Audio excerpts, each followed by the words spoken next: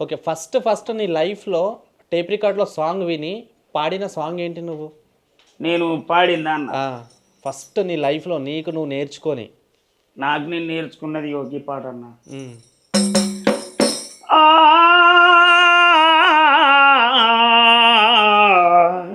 ఆ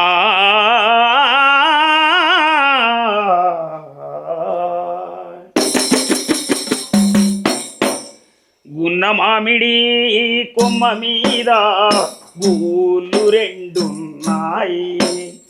గున్న మామిడి కొమ్మ మీద గూళ్ళు రెండున్నాయి.